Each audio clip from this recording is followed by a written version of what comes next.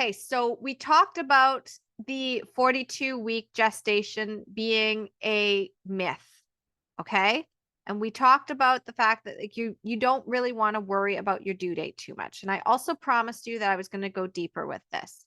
So, the thing you really need to understand about due dates is you have to throw them out the window, especially if you want to avoid an induction and avoid an unnecessary C-section and avoid all of the anxiety of not going into labor when people say you're supposed to or not showing signs of labor.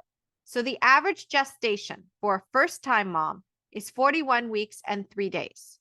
Now, for a second time mom and third time mom, it's a little bit further ahead. So, it's like a week, or it's even like my daughter came at 40 weeks and 3 days, and my son came at 41 weeks.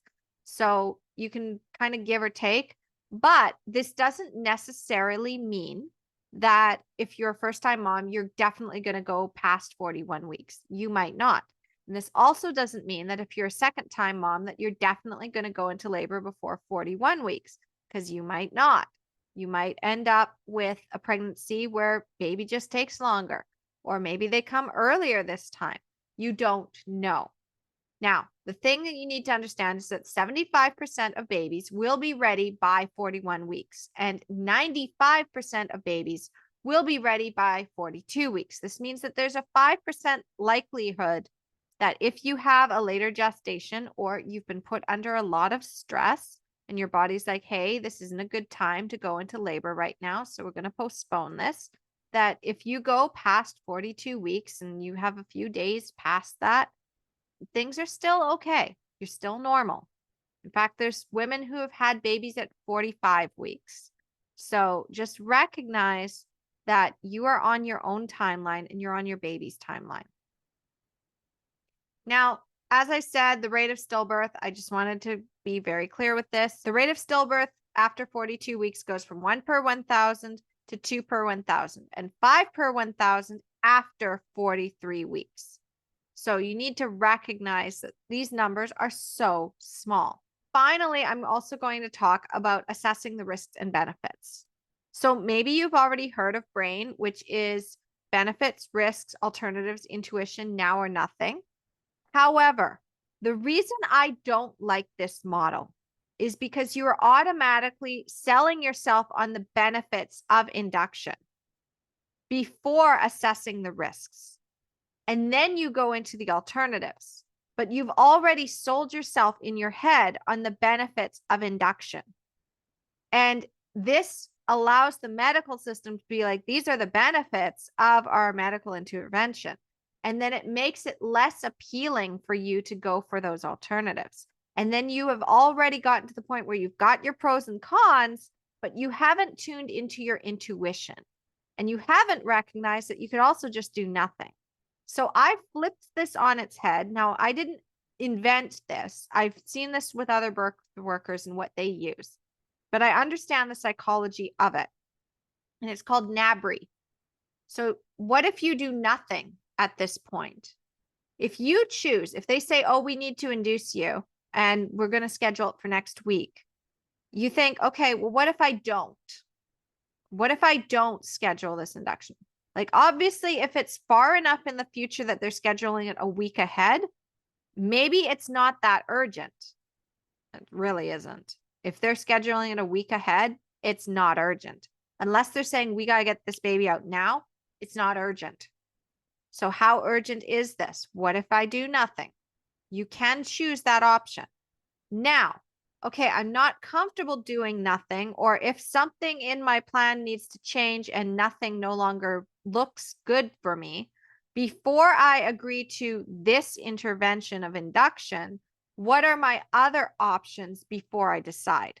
So now you're flipping it on its head to be like, okay, I've already decided that I'm going to do nothing for now, but if something comes up, if one of my hard lines in the sand come up, like I talk about in writing your empowered birth plan, then here are the alternatives that I'm going to explore first.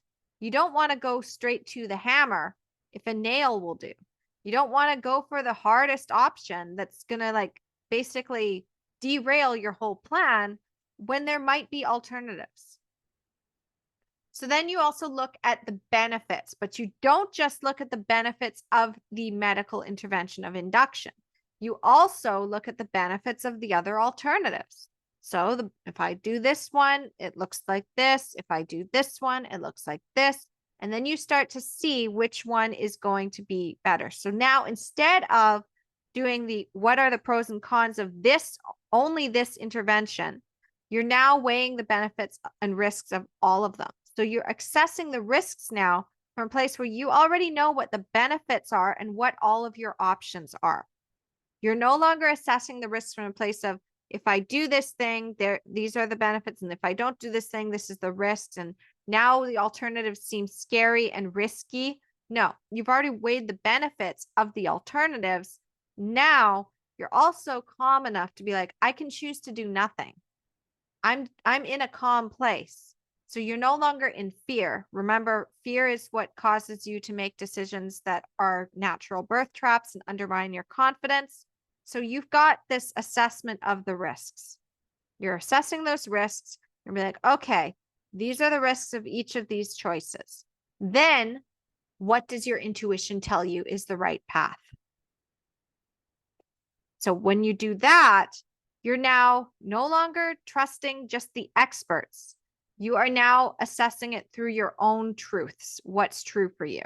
And as I talked about in session 1 about getting past fear, you need to be in your truth.